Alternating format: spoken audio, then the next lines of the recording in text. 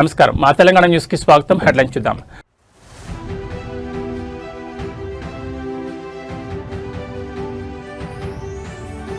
నిజామాబాద్ లో గ్యాస్ సెగ, వంటింట్లో ఆరిన మంట, వీధుల్లోకి చేరిన జనం.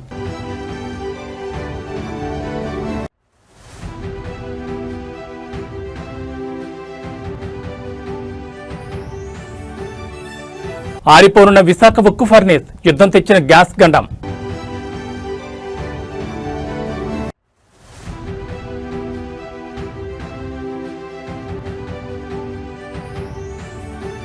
తిరుమల లడ్డూలో ధరల ఘాటు, ఏడాదిలోనే రెట్టింపైన నెయ్యి రేటు.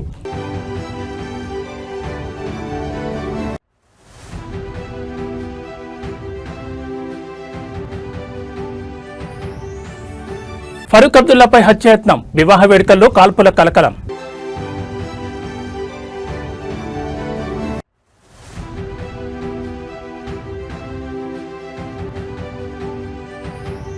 సంపద సృష్టించాలి, పేదలకు పంచాలి. కలెక్టర్ల సదస్సులో సీఎం చంద్రబాబు కీలక ఉద్బోధ. ఇక వివరాలు చూస్తే నిజామాబాద్ జిల్లాలో వంట గ్యాస్ సంక్షోభం ముదురుతోంది. ఒకవైపు యుద్ధ మేఘాలు, మరోవైపు నిలిచిపోయిన సరఫరా సామాన్యుడి వంటింట్లో మంట పుట్టిస్తోంది ఈ గ్యాస్ కొరత. నిజామాబాద్ నగరంతో పాటు జిల్లా వ్యాప్తంగా గ్యాస్ సిలిండర్ల కోసం వినియోగదారులు రోడ్లపైకొస్తున్నారు. గ్యాస్ ఏజెన్సీల ముందు కిలోమీటర్ల మేర బారులు తిరుగుతున్న దృశ్యాలు ఆందోళన కలిగిస్తున్నాయి. యుద్ధ ప్రభావం అంతర్జాతీయంగా ఇంధన సరఫరాపై పడడంతో జిల్లాలో తొలుత కమర్షియల్ సిలిండర్ల కొరత వేధించింది. దీనివల్ల హోటళ్లు, టీ స్టాలు మూతపడే పరిస్థితి రాగా ఇప్పుడు ఆ సెగ డొమెస్టిక్ గ్యాస్ కూడా తాకింది. వారం 10 రోజుల ముందే డబ్బులు చెల్లించి బుక్ చేసుకున్న సిలిండర్లు ఇంటికి రావడం లేదని వినియోగదారులు ఆగ్రహం వ్యక్తం చేస్తున్నారు. గ్యాస్ ఏజెన్సీలకు వెళ్లి అడిగితే స్టాక్ లేదని పొడిపొడిగా సమాధానమిస్తున్నారనే ఆరోపణలు వినిపిస్తున్నాయి. సిలిండర్లు రాక సకాలంలో వంట చేసుకోలేక సామాన్య ప్రజలు తీవ్ర ఇబ్బందులు పడుతున్నారు.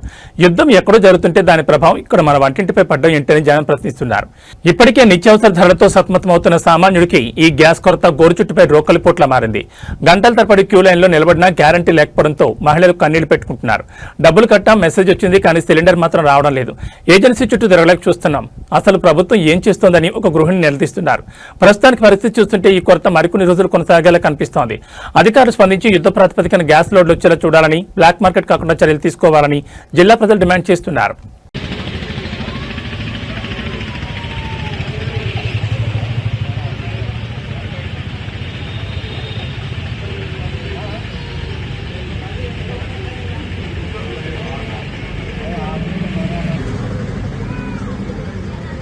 తెలంగాణ రాజకీయాల్లో అత్యంత కీలకట్టం. అందరి కళ్ళు ఇప్పుడు ఢిల్లీ వైపు మళ్లాయి. బీఆర్ఎస్ ఫిరాయింపు ఎమ్మెల్యేల భవితవ్యం నేడు తేలనుంది. సుప్రీంకోర్టు ధర్మాసనం ఈ రోజు ఈ కేసుపై అత్యంత కీలక విచారణ చేపట్టనుంది. నిన్న స్పీకర్ ఇచ్చిన క్లీన్ చిట్ నిర్ణయం ఇప్పుడు ఈ కేసును మరో మలుపు తిప్పింది. అవును, గత కొంతకాలంగా నానుతున్న ఫిరాయింపుల వ్యవహారంపై సుప్రీంకోర్టు గత విచారణలోనే తీవ్ర ఆగ్రహం వ్యక్తం చేసింది. Justice Sanjay Karol, justice Augustine George Masih ధర్మాసనం స్పీకర్ వైఖరిని తప్పుబడుతూ నిర్ణయం తీసుకోకపోతే కోర్టు తిక్కన చర్యలు చేపడతామని గట్టి హెచ్చరికలు జారీ చేసింది. సుప్రీంకోర్టు గడువు ముగియడానికి సరిగ్గా ఒక్క రోజు ముందు అంటే నిన్ననే స్పీకర్ గడ్డం ప్రసాద్ కుమార్ తన నిర్ణయాన్ని వెలువరించారు. దానం నాగేందర్, కడియం శ్రీహరి పార్టీ మారలేదని, వారిపై అనర్హత వేటు వేయలేమని పిటిషన్ కొట్టివేశారు. దానం నాగేందర్ కాంగ్రెస్ ఎంపీ అభ్యర్థిగా పోటీ చేసినా, అఫిడవిట్ సమర్పించినా అవి పార్టీ మారినట్లుగా పరిగణించలేమని స్పీకర్ పేర్కొనడంపై ఇప్పుడు పెద్ద ఎత్తున చర్చ జరుగుతోంది. స్పీకర్ నిర్ణయం రాజ్యాంగ విరుద్ధమని బీఆర్ఎస్, బీజేపీ మండిపడుతున్నాయి. కళ్లెదుటే సాక్ష్యాలు కనిపిస్తున్నా స్పీకర్ పట్టించుకోలేదని ఈ విషయాన్ని ఈ రోజే సుప్రీంకోర్టు ముందు ప్రస్తావించేందుకు సిద్ధమయ్యాయి. కోర్టు దగ్గర నోటీసులకు సమాధానంగా మేము నిర్ణయం తీసుకున్నామని స్పీకర్ తరపు న్యాయవాదులు కోర్టుకు తెలుపనున్నారు. అయితే తీసుకున్న నిర్ణయం న్యాయబద్ధంగా ఉందా లేదా అనే అంశంపై సుప్రీంకోర్టు ఏ విధంగా స్పందిస్తుందన్నది ఉత్కంఠగా మారింది. స్పీకర్ నిర్ణయాన్ని సుప్రీంకోర్టు తప్పుబడుతుందా? తదుపరి విచారణను హైకోర్టుకు బదిలీ చేస్తారా, లేక తామే నిర్ణయం ప్రకటిస్తారా? ఫిరాయింపు ఎమ్మెల్యేలపై అనర్హత వేటు పడే అవకాశం ఉందా? మొత్తానికి తెలంగాణ అసెంబ్లీ స్పీకర్ ఇచ్చిన తీర్పుతో రాజకీయ సమీకరణాలు వేగంగా మారుతున్నాయి. స్పీకర్ నిర్ణయాన్ని సుప్రీంకోర్టు సమర్థిస్తుందా లేక ధిక్కరణగా భావిస్తుందా అన్నది మరికొద్ది సేపట్లో తేలిపోనుంది. తెలంగాణ రాష్ట్ర ఏర్పడి పుష్కర కాలం దాటింది. 12 ఏళ్ల ప్రస్థానంలో స్వరాష్ట్రం అభివృద్ధిలో సరికొత్త రికార్డు సృష్టిస్తోంది. సంక్షేమం నుంచి ఐటీ వరకు, వ్యవసాయం నుంచి పరిశ్రమల వరకు తెలంగాణ తనకంటూ ఒక ప్రత్యేక ముద్ర వేసుకుంది. అయితే ఇదే సమయంలో రాజకీయ విమర్శలు, ప్రాంతాల మధ్య పోలికలు మళ్లీ తెరపైకొస్తున్నాయి. తెలంగాణ ప్రభుత్వం మరియు ప్రజల ఆకాంక్ష ఒకటే, మేం బాగుండాలి, మా పక్కనే ఉన్న ఆంధ్రప్రదేశ్ కూడా బాగుండాలి, రెండు రాష్ట్రాలు కలిసికట్టుగా అభివృద్ధి చెందాలని కోరుకునే సంస్కృతి తెలంగాణది. కానీ కొందరు నేతలు చేస్తున్న వ్యాఖ్యలు ఇప్పుడు వివాదాస్పదంగా మారుతున్నాయి. 12 ఏళ్లలో తెలంగాణ జీఎస్డీపీ మరియు తలసరి ఆదాయంలో దేశంలోనే మేటి రాష్ట్రంగా ఎదిగింది. ఇటీవల కృష్ణదేవరాయలు చేసిన కొన్ని వ్యాఖ్యలపై తెలంగాణ వాదులు తీవ్రంగా మండిపడుతున్నారు. మంచి మాటలు మాట్లాడు, ఆంధ్ర అభివృద్ధి గురించి చర్చించు, అంతే తప్ప తెలంగాణపై లేనిపోని పిచ్చి మాటలు మాట్లాడొద్దంటూ గట్టి హెచ్చరికలు జారీ చేస్తున్నారు. రెండు రాష్ట్రాల మధ్య సత్సంబంధాలు ఉండాలని కోరుకుంటూనే తెలంగాణ ఆత్మగౌరవం దెబ్బతీసేలా మాట్లాడితే ఊరుకునేది లేదని రాజకీయ విశ్లేషకులు అభిప్రాయపడుతున్నారు. తెలంగాణ అభివృద్ధిని కళ్లారా చూస్తున్న ప్రపంచం మెచ్చుకుంటుంటే కొందరు నేతలు రాజకీయ లబ్ధి కోసం ప్రాంతీయ విద్వేషాలను రెచ్చగొట్టేలా మాట్లాడడంపై సోషల్ మీడియాలోనూ చర్చ జరుగుతోంది. తెలంగాణ అభివృద్ధి చెందుతుంటే ఓర్వలేకని ఇలాంటి విమర్శలు చేస్తున్నారా, లేక రాజకీయ ఉనికి కోసమే ఈ మాటల? తెలంగాణ ఆకాంక్ష స్పష్టం, అభివృద్ధిలో పోటీ పడదాం, కానీ విమర్శల్లో కాదనేది ఇక్కడి ప్రజల మాట. కృష్ణదేవరాయలు వంటి నేతలు ఇకనైనా తమ వైఖరి మార్చుకుంటారా, లేక ఈ వివాదం ఇంకా ముదురుతుందా అనేది వేచి చూడాలి. వాళ్లకు నేను ఏమనాలి, వాళ్ళని ఏం చెప్పాలి? ఇప్పుడు 12 ఏళ్ళు అయిపోయింది తెలంగాణ ఏర్పడి, మేము అభివృద్ధిలో దూసుకొని పోతున్నాం. మాకు వేరే వాళ్ళ గురించి తప్పుడు మాటలు మాట్లాడాల్సిన కర్మ మాకు లేదు. ఆంధ్ర బాగుండాలి, తెలంగాణ బాగుండాలని మేము కోరుకుంటాం. మా తమ్ముడు కృష్ణదేవరాయ గారు కూడా కొంత హైదరాబాద్లో ఉంటాడు, ఆయన కూడా ఇట్లాంటి పిచ్చి పిచ్చి మాటలు మాట్లాడవద్దని వారికి విజ్ఞప్తి. నువ్వు తమ్ముడివి, యువకుడివి, మంచి మాటలు మాట్లాడు, మీ ఆంధ్రప్రదేశ్ అభివృద్ధి గురించి మాట్లాడు, చంద్రబాబు నాయుడు గారు చేస్తున్న గొప్ప పనుల గురించి చెప్పుకో, కానీ మా తెలంగాణ మీద ఏడుపులు బంద్ చేయాలని విజ్ఞప్తి. Thank you. విశాఖ ఉక్కు ఆంధ్రుల హక్కు, కానీ ఇప్పుడు ఆ హక్కుకే కాదు, ఏకంగా ఉక్కు ఉత్పత్తికే ముప్పు వాటిల్లింది. ఉక్రెయిన్ రష్యా యుద్ధ ప్రభావం ఇప్పుడు నేరుగా వైజాగ్ స్టీల్ ప్లాంట్ ను తాకింది. ఎల్పీజీ కొరతతో ప్లాంట్ మనుగడ ప్రశ్నార్థకంగా మారింది. మరో 10 రోజుల్లో ఉత్పత్తి పూర్తిగా నిలిచిపోయే ప్రమాదం పొంచి ఉంది. విశాఖ స్టీల్ ప్లాంట్ లో మునిపెన్నడూ లేని విధంగా ముడి సరుకుల సంక్షోభం తలెత్తింది. ముఖ్యంగా ఉక్కు తయారీలో కీలకమైన ఎల్పీజీ గ్యాస్ సరఫరా నిలిచిపోవడంతో ప్లాంట్ యాజమాన్యం తరలు పట్టుకుంటోంది. ప్లాంట్ లో ప్రస్తుతం కేవలం 120 టన్నుల ఎల్పీజీ మాత్రమే అందుబాటులో ఉంది. ఇది కేవలం కొద్ది రోజులకు మాత్రమే సరిపోతుంది. మరో 300 టన్నుల గ్యాస్ కోసం ఇప్పటికే ముందస్తుగా నిధులు చెల్లించిన సరఫరాదారులు గ్యాస్ పంపడానికి నిరాకరిస్తున్నారు. అంతర్జాతీయంగా యుద్ధం కారణంగా ఏర్పడిన ఇంధన కొరతే దీనికి ప్రధాన కారణమని తెలుస్తోంది. వచ్చే 10 రోజుల్లో కొత్త స్టాక్ రాకపోతే స్టీల్ ప్లాంట్ సెక్షన్ ఒక్కొక్కటిగా మూతపడక తప్పని పరిస్థితి నెలకొంది. వైజాగ్ స్టీల్ ప్లాంట్ ఆగితే ఆ ప్రభావం కేవలం ఆంధ్రప్రదేశ్ పైనే కాదు, దేశం మొత్తం మీద పడనుంది. దేశంలో మౌలిక సదుపాయాల కల్పనకు విశాఖ ఉక్కు వెన్నెముక వంటిది. ఇక్కడ ఉత్పత్తి ఆగితే దేశవ్యాప్తంగా స్టీల్ కు కృత్రిమ కొరత ఏర్పడే ప్రమాదం ఉంది. డిమాండ్ తగ్గ సరఫరా లేకపోతే ఇనుము ఉక్కు ధరల ఆకాశాన్ని తాకడం ఖాయం. ఇది నిర్మాణ రంగంపై కోలుకోలేని దెబ్బతీస్తుంది. ఒకవైపు ప్లాంట్ ప్రైవేటీకరణ అంశం, మరోవైపు ఇప్పుడు ఈ యుద్ధం శాఖ విశాఖ స్టీల్ ప్లాంట్ కార్మికులు మరియు యాజమాన్యం ఇప్పుడు తీవ్ర ఆందోళనలో ఉన్నారు. కేంద్ర ప్రభుత్వం తక్షణమే జోక్యం చేసుకుని గ్యాస్ సరఫరాను పునరుద్ధరించకపోతే దేశ ఆర్థిక వ్యవస్థపై కూడా దీని ప్రభావం తీవ్రంగా ఉంటుంది. ఈరోజు ప్రపంచంలో అమెరికా, ఇజ్రాయెల్, ఇరాన్ మధ్య జరుగుతున్న యుద్ధం, ఆ సెగ భారతదేశం విశాఖపట్నం స్టీల్ ప్లాంట్ కూడా తగిలింది. విశాఖపట్నం స్టీల్ ప్లాంట్ డైలీ 12 టన్నుల లిక్విడ్ పెట్రోలియం గ్యాస్ వాడుతూ ఉంటుంది. విశాఖపట్నం స్టీల్ ప్లాంట్ సుమారు 20 రకాల ముడి సరుకులు వివిధ రాష్ట్రాల నుంచి, వివిధ దేశాల నుంచి తీసుకొచ్చి నిరంతరం 360 రోజులు కూడా ఉత్పత్తి చేసే స్టీల్ ప్లాంట్లో కేవలం 12 టన్నుల ఎల్పిజి లేకపోతే మొత్తం దేశ విదేశాల నుంచి తీసుకొచ్చినటువంటి రా మెటీరియల్తో చేసే ప్రాసెస్, వేల మంది ఇన్వాల్వ్ కార్మికులు పనిచేసే ఈ ప్రాసెస్ మొత్తం అంతా కూడా ఆగిపోయే పరిస్థితి ఏర్పడుతూ ఉంది. విశాఖపట్నం స్టీల్ ప్లాంట్లో ఎల్పిజి ఈరోజు కేవలం 120 టన్నులు మాత్రమే ఉన్నది. ఈ 120 టన్నులు 10 రోజులు మాత్రమే సరిపోతుంది. ఇంకో 300 టన్నులకి ఆల్రెడీ డబ్బులు కట్టి లైన్లో ఉన్నప్పటికీ కూడా ఇవ్వడానికి నిరాకరిస్తూ ఉన్నారు. ఇది కనుక జరిగితే, ఈ మొత్తం ప్రాసెస్ ఆగిపోతే దేశంలో ఉన్న స్టీల్కి కృత్రిమ కొరత రాబోతూ ఉంది. అలాగే దేశంలో ఉన్నటువంటి ఎరువులకు ఇప్పటికే కృత్రిమ కొరత ఉన్నది. స్టీల్ ప్లాంట్లో ఉత్పత్తి అమ్మోనియా ఆగిపోతుంది. అట్లాగే స్టీల్ ప్లాంట్లో వచ్చే మెడికల్ ఆక్సిజన్ ఆగిపోతుంది. అలా బై ప్రొడక్ట్స్ కూడా అన్ని కూడా ఆగిపోయేందుకు అవకాశం ఉంది. కాబట్టి వెంటనే ముఖ్యమంత్రి గారు కోట్లాది మంది భక్తుల ఆరాధ్య దైవం కలియుగ వైకుంఠం తిరుమల, అక్కడ స్వామివారికి సమర్పించే అత్యంత పవిత్రమైన లడ్డూ ప్రసాదం ఇప్పుడు వివాదాలకు కేంద్ర బిందువుగా మారింది. లడ్డూ తయారీలో వాడే నెయ్యి ధరలు ఏడాది కాలంలోనే కొండెక్కి కూర్చున్నాయి. కేవలం 12 నెలల వ్యవధిలోనే కిలో నెయ్యి ధర ఏకంగా 351 నుంచి 716కు పెరగడం ఇప్పుడు సర్వత్రా చర్చనీయాంశమవుతోంది. దీని వెనుక పెద్ద స్కామ్ ఉందా? భక్తుల సెంటిమెంట్తో వ్యాపారం జరుగుతోందా? తిరుమల తిరుపతి దేవస్థానం ప్రతిరోజు వేల కిలోల నెయ్యిని లడ్డూల తయారీ కోసం కొనుగోలు చేస్తోంది. అయితే గడిచిన ఏడాది కాలంలో నెయ్యి సరఫరా ధరల్లో భారీ మార్పులు చోటు చేసుకున్నాయి. గతంలో కేజీ 351కే సరఫరా అయ్యే నెయ్యి ఇప్పుడు ఏకంగా 716కు చేరుకుంది. అంటే దాదాపు 100% పైగా ధర పెరగడంపై విమర్శలు వెలువెత్తున్నాయి. మార్కెట్ ధరల కంటే ఎక్కువ రేటుకు నెయ్యిని కొనుగోలు చేస్తున్నారా అనే అనుమానాలు వ్యక్తమవుతున్నాయి. పాత కాంట్రాక్టర్లను పక్కన పెట్టి కావాలని ధరలు పెంచి కొత్త వారికి కట్టబెట్టారా అన్నది ఇప్పుడు హాట్ టాపిక్. సామాన్యుడు సైతం దేవుడి సొమ్ము అంటే భయపడతాడు, కానీ ఇక్కడ ఏకంగా దేవుడి ప్రసాదం విషయంలోని స్కాములకు పాల్పడుతున్నారంటూ భక్తులు ఆవేదన వ్యక్తం చేస్తున్నారు. ఈ స్థాయిలో రేట్లు పెరగడానికి గల కారణాలను టీటీడీ అధికారికంగా వివరించాల్సి ఉంది. యుద్ధ ప్రభావం వల్ల రవాణా ఖర్చులు పెరిగాయని చెప్తున్నారా, లేక దీని వెనుక రాజకీయ హస్తం ఉందా అనేది తేలాల్సి ఉంది. గోవిందుడి సొమ్ము గోకర్ణం పాలు అన్నట్లుగా పవిత్రమైన తిరుమల కొండపై ఇలాంటి ధరల దందా సాగడం భక్తుల మనోభావాలు దెబ్బతీస్తోంది. ఉద్దేశపూర్వకంగానే ఒక ఏడాది కాలంలోనే కేజీ నెయ్యి 351 రూపాయల నుంచి 716 రూపాయలు తీసుకుపోయినారు. ఒక కాటన్ మాదిరిగా ఏర్పడి దేవుని సొమ్మును కొలగొడతా ఉన్నారు. ఇది బహుశా ప్రపంచ చరిత్రలో స్కాములలో అందులో కనీసం దేవుడు అంటే భయం లేదు, భక్తి లేదు. ఓ పక్క దుమారం రేపి మరో పక్క స్కాములు చేస్తా ఉన్నారు. ఇది వెరీ ఇంట్రెస్టింగ్. తిరుపతి హుండీలో డబ్బులు లెక్కించే పరకమని నుంచి ఏకంగా జనవరి 2025లో బుక్ అయిన కేసు చూస్తే, చంద్రబాబు హయాంలో మొన్న జనవరి 2025లో బుక్ అయిన కేసు చూస్తే ₹1 కోటి విలువైన బంగారాన్ని దొంగతనం చేసిన కేసు అది. చంద్రబాబు గారి హయాంలో ఘోరమైన ఈ తప్పు జరిగితే ఆ దొంగకు దగ్గరుండి బెయిల్ ఇప్పించినారు. మొత్తం కేసును నీరుగార్చే ప్రయత్నం చేశారు. మా హయాంలో 75,000 విలువ చేసే డాలర్ నోట్ల దొంగతనం జరిగితే ఏకంగా 15 కోట్లు విలువైన ఆస్తులు టీటీడీ గుడికి రాయించినారు. కానీ ఇవాళ ₹1 కోటి విలువ చేసే బంగారం చోరీ చేస్తే పట్టుపడిన ఆ వ్యక్తికి బెయిల్ ఇచ్చి పంపిస్తా ఉన్నారు. దానిని ఓ వైపున దాచిపెట్టి బయటికి రాకుండా, మరోవైపున సెప్టెంబర్ 2025లో చంద్రబాబు నాయుడు 2023లో జరిగిన పరకామణి కేసు 75,000 విలువ చేసే డాలర్ నోట్లు పట్టుబడి అక్కడ కూడా గుడికి మేలు జరుగుతూ 15 కోట్ల రూపాయల ఆస్తి టీటీడీకి రాయించిన దాన్ని తప్పుపడతాడు. జనవరి 2025 ఆయన హయాంలో జరిగింది దాచిపెట్టి. మే 15, 2024 ఈయన హయాంలోనే టెండర్లు ఖరారైనాయి. ఈయన ముఖ్యమంత్రి అయింది జూన్ 4. జూన్ 12వ తారీఖు ఈయన హయాంలోనే సప్లై మొదలుపెట్టినారు. ఈయన హయాంలోనే కొన్ని ట్యాంకర్లు టెస్టులు పాస్ అయినాయి. జూన్ నుంచి జూలై 4 దాకా 4 ట్యాంకర్లు టెస్టులు పాస్ అయినాయి. ఈయన హయాంలోనే జూలై 6, జూలై 8 సప్లై చేసిన మరో 4 ట్యాంకర్లు టెస్టులు ఫెయిల్ అయినాయి. ఈయన హయాంలోనే ఆ ఫెయిల్ అయిన అవే ట్యాంకర్లు మరుసటి నెల ఆగస్టు, సెప్టెంబర్లో మళ్ళీ తిరిగి టీటీడీకి వచ్చినాయి. వేరే కంపెనీ పేరుతో వచ్చిన వాటిని టీటీడీ అనుమతి ఇచ్చింది. వాటిని లడ్డూలు తయారు చేయడంలో ఉపయోగించుకున్నారు. విజయవాడ సమీపంలోని ప్రముఖ పుణ్యక్షేత్రం యనమల కుదురు శివాలయంలో అపచారం జరిగింది. లోకాన్ని రక్షించే ఆ లయకారుడి సాక్షిగాని లక్షల రూపాయల సొమ్ము మాయమైంది. భక్తుల భక్తితో హుండీలో వేసిన కానుకలపై కక్కుర్తిపడ్డారు సాక్షాత్తు ఆలయ అధికారులే. పంపకాల్లో తేడా రావడంతో బట్టబయలైన ఈ ఘోర కలియుగ వింతపై దేవుడి సొమ్ముకు కాపలా ఉండాల్సిన వారే కంచె చేనుమేసిన చందంగా వ్యవహరించారు.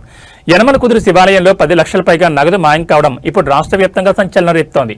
అంతరాలయంలోని హుండీకి మారుతాళం తయారు చేయించి అత్యంత వ్యూహాత్మకంగా నగదును చోరీ చేశారు. ఈ దారుణానికి పాల్పడింది ఎవరో కాదు, ఆలయ ఈవో భవానీ, అర్చకులు మరియు మరికొంతమంది సిబ్బంది కలిసి ఈ ముఠాగా ఏర్పడ్డారు. దొంగిలించిన సొమ్మును పంచుకోవడంలో వీరి మధ్య గొడవ జరిగింది. ఒక మద్యం దుకాణంలో కూర్చుని వీరు చేసుకున్న వసూళ్ల పంచాయతీ బయటపడడంతో అసలు విషయం వెలుగులోకి వచ్చింది. ఆలయ ట్రస్ట్ చైర్మన్ సంగా నరసింహారావు ఫిర్యాదుతో పోలీసులు రంగంలోకి దిగారు. విచారణలో దిగ్భ్రాంతికర విషయాలు వెల్లడాయి.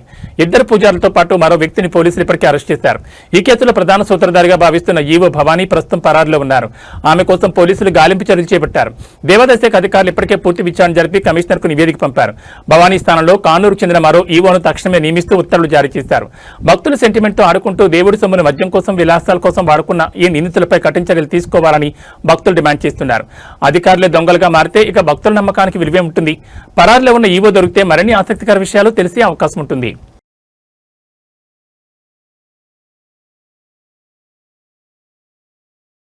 జమ్మూ కాశ్మీర్లో పెను ప్రకంపనలు చోటు చేసుకుంటున్నాయి. మాజీ ముఖ్యమంత్రి సీనియర్ నేత ఫరూక్ అబ్దుల్లాపై హత్యాయత్నం జరిగింది. ఒక వివాహ వేడుకలో ఈ ఘటన చోటు చేసుకోవడం దేశవ్యాప్తంగా సంచలనం రేపుతోంది. దుండగుడు ఫరూక్ అబ్దుల్లాను లక్ష్యంగా చేసుకుని కాల్పులు జరిపాడు. త్రుటిలో ప్రాణాపాయం తప్పింది. జమ్మూ కాశ్మీర్ రాజకీయ దిగ్గజం ఫరూక్ అబ్దుల్లా ప్రాణాలతో బయటపడ్డారు. జమ్మూలో జరిగిన ఒక పెళ్లి వేడుకకు హాజరైన సమయంలో ఈ ఘోరం జరిగింది. వివాహ వేడుకలో అతిథుల మధ్య ఉన్న ఫరూక్ అబ్దుల్లాపై కమల్ సింగ్ జమ్వాల్ అనే వ్యక్తి ఒక్కసారిగా కాల్పులకు తెగబడ్డాడు. కాల్పులు జరిగిన వెంటనే అప్రమత్తమైన ఫరూక్ అబ్దుల్లా సెక్యూరిటీ గార్డులు ఆయనను కవచంలా చుట్టుముట్టారు. నిందితుని అడ్డుకుని ఫరూక్ అబ్దుల్లాను సురక్షిత ప్రాంతానికి తరలించారు. కాల్పులు జరిపిన కమల్ సింగ్ ను భద్రతా దళాలు అక్కడికక్కడే అదుపులో తీసుకున్నాయి. నిందితుడి నుంచి ఆయుధాన్ని స్వాధీనం చేసుకున్న పోలీసులు ప్రస్తుతం రహస్య ప్రాంతంలో విచారిస్తున్నారు. అసలు ఈ కాల్పుల కారణం ఏంటి? నిందితుడు కమల్ సింగ్ వెనుక ఎవరైనా ఉన్నారా? ఇది వ్యక్తిగత కక్ష లేక ఉగ్రవాద కోణం ఉందా అనే కోణంలో పోలీసులు దర్యాప్తు చేస్తున్నారు. Z+ కేటగిరీ భద్రత ఉన్న నేత హాజరైన వేడుకలోకి ఆయుధంతో నిందితుడు ఎలా ప్రవేశించాడనేది ఇప్పుడు పెద్ద ప్రశ్నగా మారింది. ఈ ఘటనను అన్ని రాజకీయ పార్టీలు తీవ్రంగా ఖండిస్తున్నాయి. జమ్మూ కాశ్మీర్లో శాంతి భద్రతలపై ఈ ఘటన నీలి నీడలు కమ్ముకునేలా చేసింది. ప్రస్తుతానికి ఫరూక్ అబ్దుల్లా క్షేమంగా ఉన్నారని ఆయన కుటుంబ సభ్యులు ధృవీకరించారు. అయితే ఈ హత్యాయత్నం వెనుక ఉన్న అసలు కుట్రదారులను పట్టుకోవాలని డిమాండ్ పెరుగుతోంది. ఈ ఘటనతో జమ్మూ కాశ్మీర్ అంతటా హై అలర్ట్ ప్రకటించారు.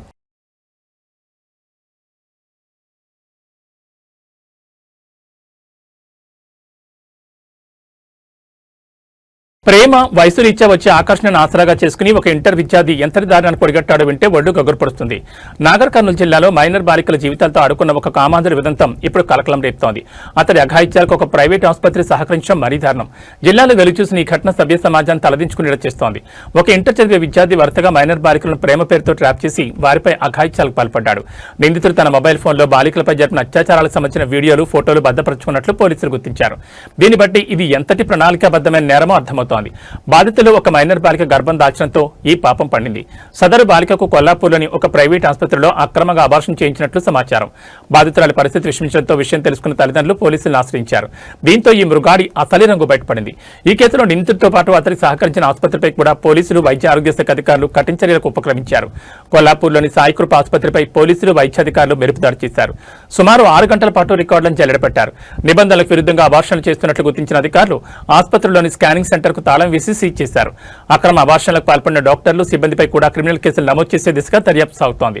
ప్రేమ ముసుగులో మైనర్ల జీవితాలను ఛిద్రం చేస్తున్న ఇలాంటి వారిని కఠినంగా శిక్షించాలని స్థానికులు డిమాండ్ చేస్తున్నారు.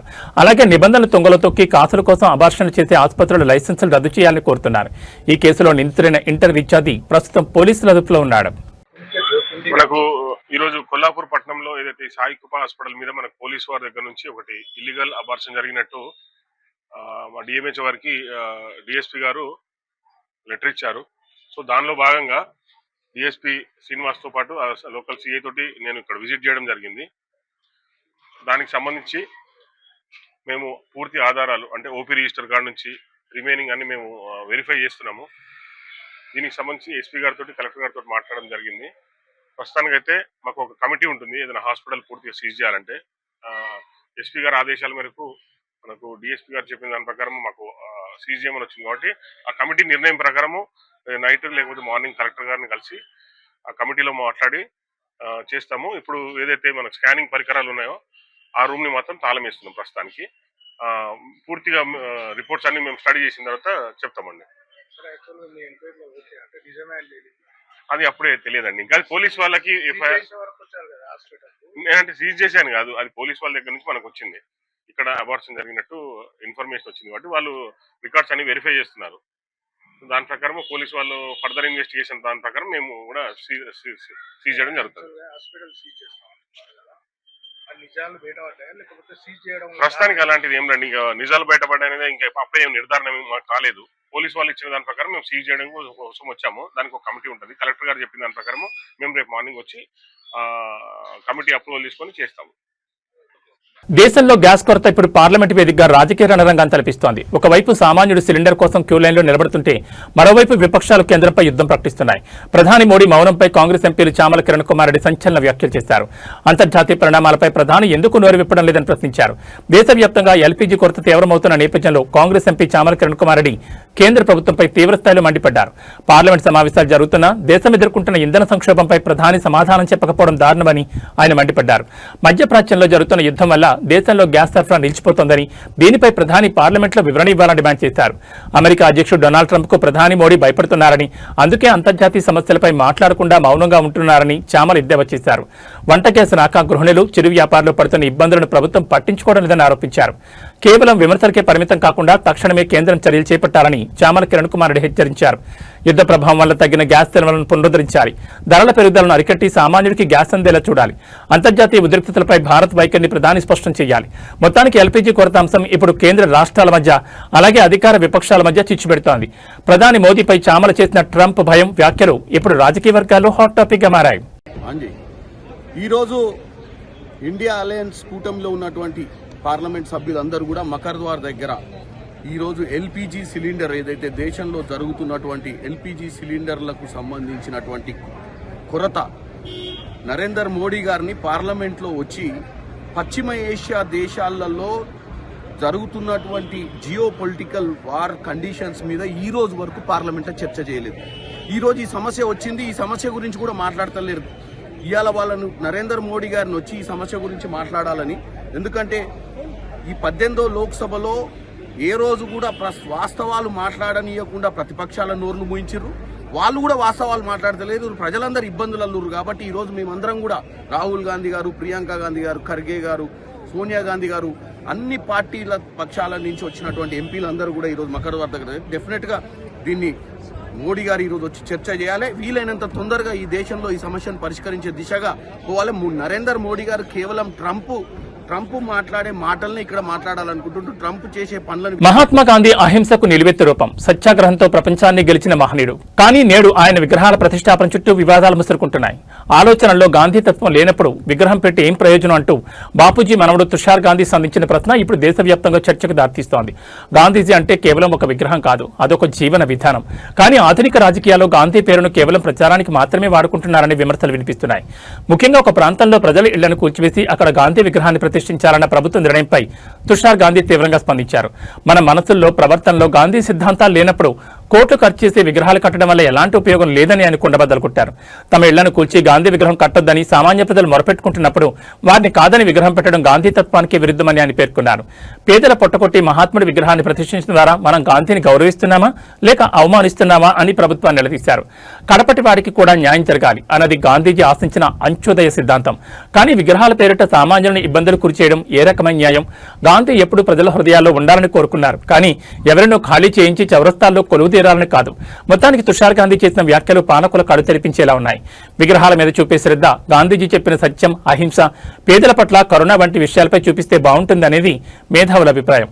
మరి ఈ విమర్శల నేపథ్యంలో ప్రభుత్వం తన నిర్ణయాన్ని వెనక్కి తీసుకుంటుందా లేదో చూడాలి. डेमोक्रेसी का वो प्रिंसिपल है, डेमोक्रेसी का प्रिंसिपल है कि सहमति से कुछ भी जो भी करना है वो सहमति से किया जाए. अगर वो नहीं होता है तो वो अनडेमोक्रेटिक होता है. ये बहुत स्पष्ट तरीके से कहना चाहता हूं कि मेरी सिंपैथीज हैं आप लोगों के साथ, पर ये मत सोचिए कि मैंने आवाज उठाई है इसलिए आपका काम हो जाएगा.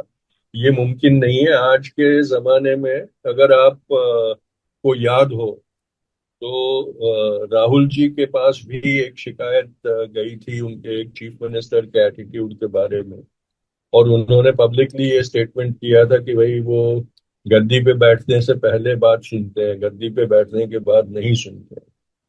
तो यही ट्रेंड हमेशा रहा है हमारी सरकारों में, चाहे वो कांग्रेस की सरकार हो या ऑपोजिशन की सरकार हो. ये जो बिलीफ कि we are kings and we are rulers, ये एक हमारी डेमोक्रेसी का एक सबसे बड़ा फेलियर. जिम्मेदारी सरकार को लेनी पड़ेगी. I don't believe, I oppose this politics of statues, और इसलिए मैं तो चाहता ही नहीं कि बापू का स्टैच्यू कहीं पर भी बनाया जाए या लगाया जाए. जब तक हमारे दिल में गांधीयन थॉट नहीं आता तब तक स्टैच्यू से हमको कोई प्रेरणा मिलने वाली नहीं. इसलिए मैं तो हमेशा on a principle I oppose statues. मैंने दुनिया में कहीं पर भी अगर स्टैच्यू लग रहा है तो उसका मैंने विरोध ही किया है, क्योंकि वो హైదరాబాద్ నగరాన్ని గ్యాస్ కష్టాలు చుట్టుముడుతున్నాయి. యుద్ధం తెచ్చిన సెగ ఇప్పుడు సామాన్యుడు వంటింటికే కాదు నగరంలోని ప్రముఖ హోటళ్లకు కూడా తాకింది. కమర్షియల్ గ్యాస్ సిలిండర్ల సరఫరాలో తీవ్ర అంతరాయం కలగడంతో హోటళ్లు, రెస్టారెంట్లు మూతపడే పరిస్థితికి వచ్చాయి. గ్యాస్ లేక వంటలు ఆగిపోకుండా ఉండేందుకు యజమానులు ప్రత్యామ్నాయ మార్గాలను అన్వేషిస్తున్నారు. హైదరాబాద్ బిర్యానీకి కేర్ ఆఫ్ అడ్రస్ గా నిలిచే షాగ్ హౌస్, పిస్తా హౌస్ వంటి ప్రముఖ రెస్టారెంట్లలో ఇప్పుడు వింత దృశ్యాలు కనిపిస్తున్నాయి. గ్యాస్ సిలిండర్లు రాకపోవడంతో వంటగదులు కట్టెల పొయ్యలతో నిండిపోయాయి. గ్యాస్ సరఫరా అనిశ్చితంగా మారడంతో కిచెన్లు ఆగిపోకుండా ఉండేందుకు రెస్టారెంట్ యాజమాన్యాలు తిరిగి పాతకాలపు కట్టెల పొయ్యలను ఆశ్రయిస్తున్నాయి. బిర్యానీ ఆర్డర్ల కోసం గంటల తరబడి వేచి చూడాల్సి వస్తోందని కస్టమర్లు వాపోతున్నారు. కట్టెల పొయ్యల వల్ల వంట చేయడం ఆలస్యం కావడమే కాకుండా నిర్వహణ కూడా భారంగా మారుతోందని హోటల్ యజమానులు ఆవేదన వ్యక్తం చేస్తున్నారు. కేవలం హోటళ్లకే కాదు నగర రవాణా వ్యవస్థ కూడా గ్యాస్ తెగ తగిలింది. హైదరాబాద్ లో ఆటో, ఎల్పీజీ సరఫరా కూడా దారుణంగా దెబ్బతింది. గ్యాస్ స్టేషన్ల వద్ద ఆటోలు కిలోమీటర్ల మేర బార్లు తీరుతున్నాయి. గ్యాస్ దొరక్క చాలా మంది ఆటో డ్రైవర్లు వాహనాలను పక్కన పెట్టేయడంతో ప్రయాణికులు గమ్యస్థానాలు చేరుకోవడానికి తీవ్ర ఇబ్బందులు పడుతున్నారు. మొత్తానికి హైదరాబాద్ లో గ్యాస్ సంక్షోభం రోజురోజుకు ముదురుతోంది. ప్రభుత్వం తక్షణమే స్పందించి గ్యాస్ సరఫరాను పునరుద్ధరించకపోతే నగరంలోని హోటల్ రంగం కుప్పకూలే ప్రమాదం ఉంది.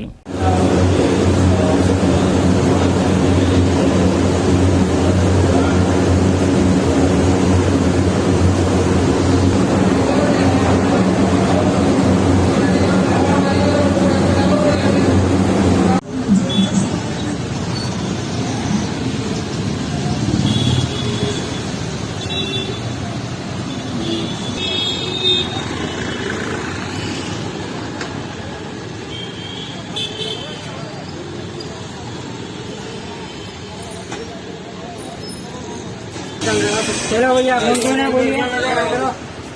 अरे उधर लाइन आके आती ठहरो।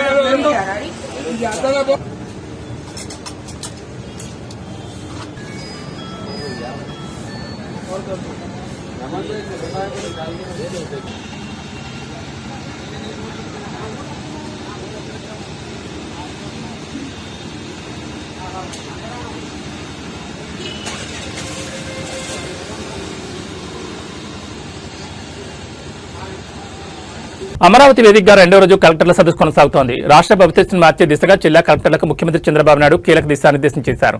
సంపద సృష్టించాలి, దాన్ని పేదలకు పంచాలి అనే నినాదంతో పరిపాలన సాగాలని స్పష్టం చేశారు. గత ప్రభుత్వంపై తీవ్ర విమర్శలు చేస్తూనే రాష్ట్ర పునర్నిర్మాణానికి కలెక్టర్లు బాధ్యత తీసుకోవాలని పిలుపునిచ్చారు. కలెక్టర్ల సదస్సులో రెండో రోజు ముఖ్యమంత్రి చంద్రబాబు నాయుడు చాలా స్పష్టమైన సందేశం ఇచ్చారు. పరిపాలన కేవలం ఫైళ్లకు పరిమితం కాకుండా ప్రజల జీవితాల్లో మార్పు తీసుకురావాలని ఆదేశించారు. రాష్ట్రంలో సంపద సృష్టించడం ద్వారానే పేదరికాన్ని నిర్మూలించగలమని, ఆ సంపదను తిరిగి పేదలకు అందించేలా ప్రణాళికలు సిద్ధం చేయాలని కలెక్టర్లు సూచించారు. రాష్ట్రానికి పెట్టుబడులు రావాలంటే అధికారుల ఓరియంటేషన్ మారాలని, పారిశ్రామికవేత్తలకు అనుకూలమైన వాతావరణం కల్పించాలని ఆదేశించారు. గత ప్రభుత్వం పారిశ్రామికవేత్తలను భయపెట్టిందని, దీనివల్ల పెట్టుబడిదారులు రాష్ట్రం నుంచి పారిపోయే పరిస్థితి వచ్చిందని ఆయన ఆవేదన వ్యక్తం చేశారు. ఆ వ్యవస్థను పూర్తిగా మార్చాల్సిన బాధ్యత కలెక్టర్లపై ఉందని గుర్తు చేశారు. అభివృద్ధి పనుల విషయంలో కలెక్టర్లు అత్యంత బాధ్యతగా వ్యవహరించాలని, ప్రతి రూపాయి ప్రజల క్షేమం కోసం ఖర్చు చేయాలా చూడాలని దిశానిర్దేశం చేశారు. ప్రజాపాలన అంటే ఎలా ఉండాలో సీఎం చంద్రబాబు ఒక స్పష్టమైన రోడ్ మ్యాప్ ను కలెక్టర్ల ముందు ఉంచారు. పారిశ్రామికవేత్తల్లో నమ్మకం నింపాలి, యువతకు ఉపాధి కల్పించే ప్రాజెక్టులకు ప్రాధాన్యం ఇవ్వాలి, క్షేత్రస్థాయిలో ప్రభుత్వ పథకాల అమలును పర్యవేక్షించాలి, అవినీతికి తావు లేకుండా పారదర్శకమైన పాలన అందించాలి. మొత్తానికి రెండో రోజు కలెక్టర్ల సదస్సు రాష్ట్ర అభివృద్ధికి దిక్సూచిలా మారింది. సీఎం బాబు ఇచ్చిన దిశానిర్దేశంతో కలెక్టర్లు తమ జిల్లాలో ఎలాంటి మార్పులు తీసుకొస్తారో వేచి చూడాలి. ముఖ్యంగా పారిశ్రామిక రంగాన్ని గాడిలో పెట్టడంపై ప్రభుత్వం పెట్టిన దృష్టి ఎలాంటి ఫలితాలను ఇస్తుందన్నది ఆసక్తికరంగా మారింది. న్యూస్ ముగించే ముందు హెడ్లైన్స్ మరోసారి.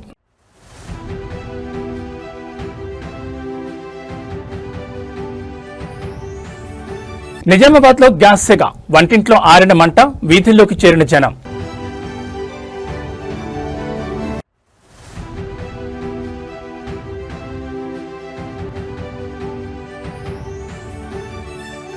ఆరిపోనున్న విశాఖ ఉక్కు ఫర్నేస్, యుద్ధం తెచ్చిన గ్యాస్ గండం.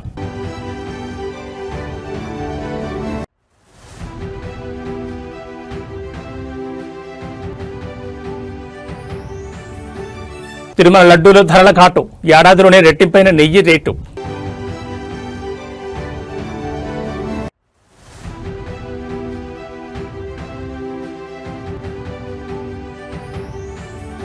ఫరూక్ అబ్దుల్లాపై హత్యాయత్నం, వివాహ వేడుకల్లో కాల్పుల కలకలం.